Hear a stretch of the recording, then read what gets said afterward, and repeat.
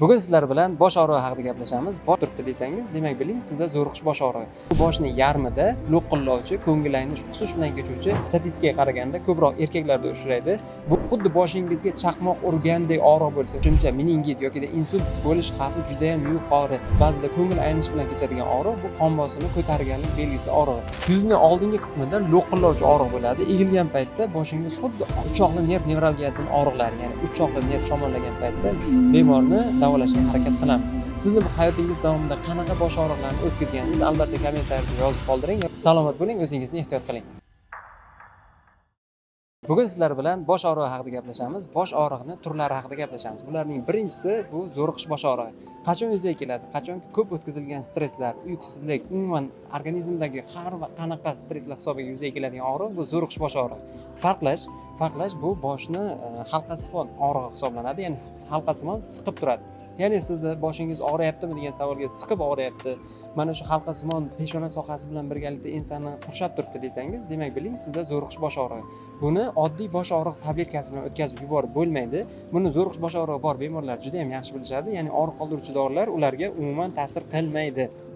Bunday paytda biz antidepressantlar beramiz va bemorda tezda yengillik kuzatiladi. Ikkinchi bosh og'riq bu migren bosh og'rig'i. Buni ko'pchilik biladi. Bu boshning yarmida lo'qillovchi, ko'ngil aynish, qusish bilan kechuvchi bosh og'rig'i bo'ladi. Bu og'riq ham oddiy bosh og'rig'i, ya'ni trimol, sitramol yoki boshqa og'riq qoldiruvchilarga bo'ysunmaydi yoki yengillashishi mumkin bo'ladi. Bunda sumatriptan tarkibli yoki triptan tarkibli dori vositalari iste'mol qilinganda bu og'riqlar yengillashadi va bemor o'zini anchagina yengil his qiladi. Keyingi bosh og'rig'i bu klaster bosh og'rig'i. Statistikaga qaraganda ko'proq erkaklarda uchraydi. Bu boshni ayni bir qaysidir sohasida, ko'z sohasida yoki ensada yoki peshona sohasida kuchli og'riq bo'ladi. Bu og'riq chidab bo'lmas og'riq bo'ladi. Buni boshdan o'tkazganlar juda ham yaxshi biladi.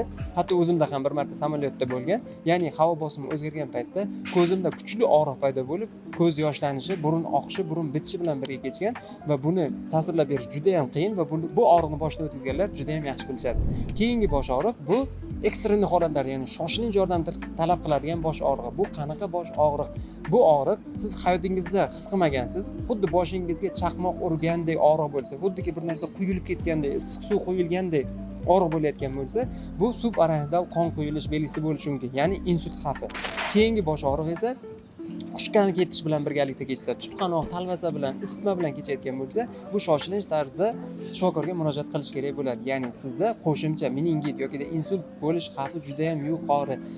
Shuning uchun o'zingizda mana shu og'riqlarni his qilayotgan bo'lsangiz, albatta 103 ga qo'ng'iroq qilib, tezda shifokorga murojaat qiling. Keyingi bosh og'rig'i bu qon bosimi oshganda yuzaga keladigan bosh og'rig'i. Chunki bu nega alohida ta'kidlab aytyapman? Chunki bemorlarimiz juda ham ko'p bu borada, ya'ni boshi og'riganda ensa sohasida yoki bo'yin bilan qo'shib, siqib, ba'zida ko'ngil aynish bilan kechadigan og'riq bu qon bosimi ko'targanlik belgisi og'rig'i. Lekin darhol ensa sohasida og'riq paydo bo'lsa, bu qon bosimidan deb o'ylamang. Bu ensa nervini shamollash hisobiga ham yuzaga keladigan bosh og'rig'i bo'lishi mumkin.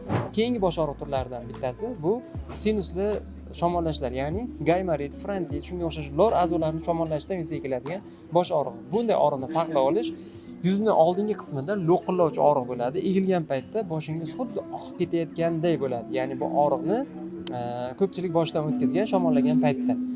Keyingi bosh og'riq turlaridan bittasi bu uchoqli nerv nevralgiyasining og'riqlari, ya'ni uchoqli nerv shamollagan paytda yuzning oldingi sohasiga tish og'riganda, ko'z og'riganda og'riq beradi va bu og'riqni oddiy og'riq qoldiruvchi bilan bo'ysundirib bo'lmaydi. Bunday paytda biz antikonvulsantlar, ya'ni tutqanoqqa qarshi dori vositalarini berib, bemorni davolashga harakat qilamiz. Sizni bu hayotingiz davomida qanaqa bosh og'riqlarini o'tkazgansiz, albatta kommentariyada yozib qoldiring yoki bosh og'rig'i haqida savollaringiz bo'lsa, albatta qoldiring. Biz ularga javob berishga harakat qilamiz. Salomat bo'ling, o'zingizni ehtiyot qiling.